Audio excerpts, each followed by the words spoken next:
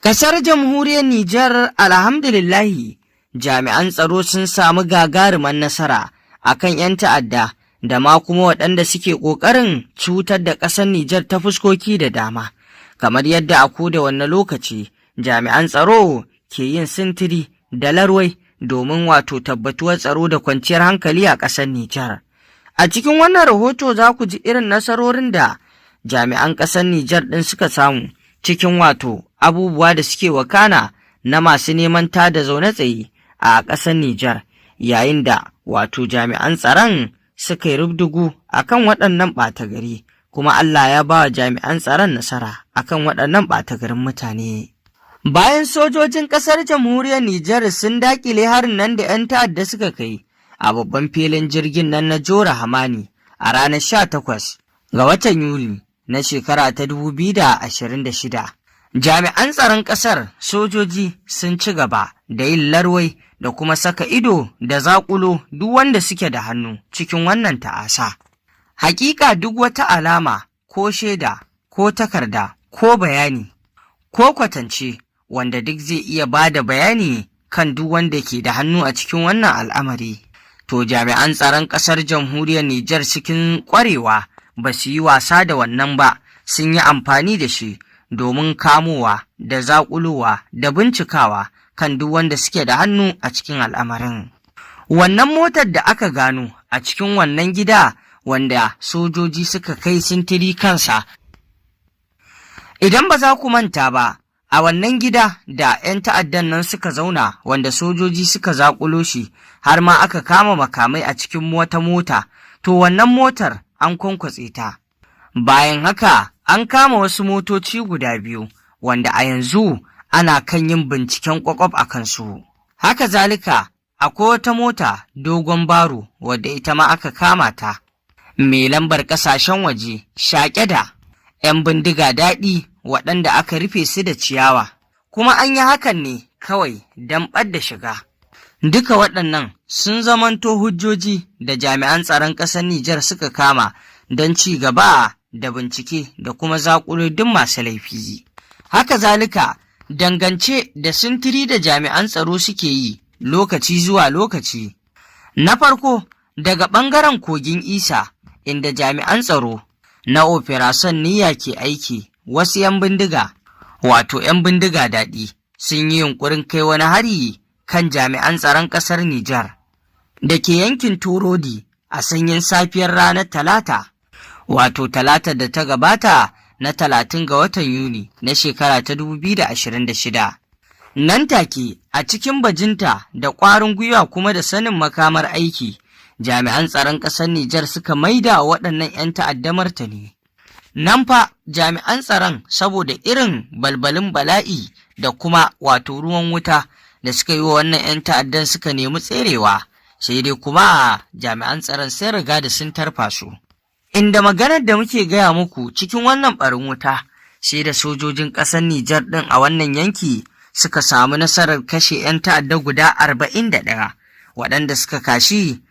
suka kwashi kashinsu a hannu.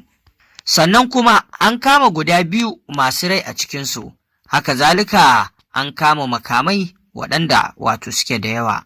Wannan kayayyakin yaƙi na makamai ne da 'yan ta'addan da suka yi yunƙurin su gudun, amma kuma sojoji suka samu nasara a kansu.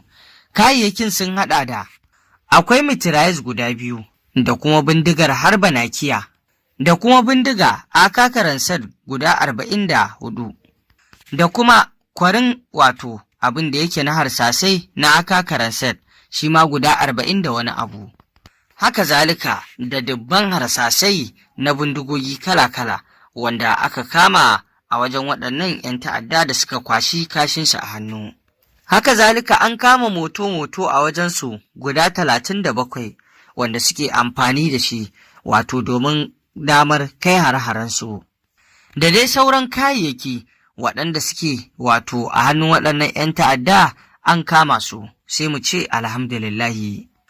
Kafin wannan rana kuma a yankin Tera jami'an tsaron nan masu yin aiki domin tabbatar da tsaro a wannan yanki, jami'an tsaron sun kashe 'yan bindiga daɗi guda 2, da suke cikin wata mota wadda suke kai wa 'yan ta'adda kayan aiki.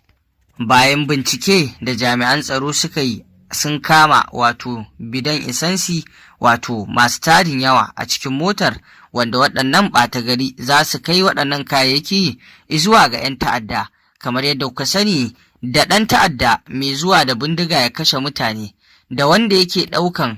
makamai ko kayayyaki ya kai wa 'yan ta'addan, to dukansu su ma 'yan ta'adda ne. Haka zalika akwai kekuna guda 13 da aka kama dudai a tattare da waɗannan mutane, kuma a tare da su akwai rediyon sirri na Motorola guda 1. Haka zalika dai, bisa bayanan sirri da jami'an tsaron sojin suka samu kan wata kasuwa ta bogi, sun kai sintiri, inda suka kai sintirin sun kama 'yan bindiga guda 6 a wannan kasuwa. Haka zalika a yankin Jangware zuwa Tammu, daɗin daɗawa kuwa, ranar 20 ga watan Yuni da ya gabata, wata bataliyar soji masu yin larwai sun kashe wasu 'yan ta'adda guda 3, waɗanda wannan 'yan ta'addan guda 3 suna yunƙuri ne domin kutsowa cikin babban birnin Yamai. Idan kuwa muka je a dangance da nufin nan na Operation Almahau, masu hana 'yan ta'adda su sakata su wala, yayin da sojojin suka ƙaddamar da wani sintiri a yankin Tabare-bare, ta Dagara zuwa Inatas, guraren da suka zamanto hanya da mafaka ga 'yan ta'adda, inda sojojin bisa matsalambar da suka yi a wannan yankuna sun samu kashe 'yan ta'adda guda 13 a wannan wato guri, sannan suka tarwatsa mafaka guda 10 wadda ta kasance ta 'yan bindiga daɗi, tare da ƙwace motuna da kuma kayayyakin abinci daga wajen waɗannan 'yan ta'adda. Haka zalika a wani sintiri da jami'an tsaron kuwa suka yi kan motoci masu hucewa wanda suka ɗauko mutane, an kama mota wadda za ta kai wa 'yan ta'adda wato kayayyakin sola, wanda yake kamar yadda kuka sani 'yan ta'adda su ma har dama suke samu na haɗa sola da suke amfani da ita a daji, wanda a cikin wannan sintiri an kama wannan mota. A wani sintiri da jami'an tsaron suka gudanar, sun samu damar nasarar gurgunta wato ƙarfin 'yan bindiga daɗi, biyu bayan wasu kayayyakin abinci masu tarin yawa da aka taho kawo masu, har da kayayyakin lemo na sha wanda suka shiga hannun jami'an tsaron ƙasar Nijar. Wannan dai nasarori kenan da jami'an tsaro ke samu a kan 'yan ta'adda domin daƙile dukkan harkokin ta'addanci a faɗin ƙasar jamhuriyar Nijar, wanda wannan kamar yadda kuka ji abin farin ciki ne, domin nasara ce da jami'an tsaro suka samu, kuma kamar yadda muka sani, nasarar jami'an tsaron ƙasarmu nasara ce ta kowa gaba ɗaya, domin kawo tsaro da kwanciyar hankali da daƙile duk wasu yunƙuri da 'yan ta'adda ke yi da ma kau da su daga doron duniya. Wannan nasara ce ga al'umma,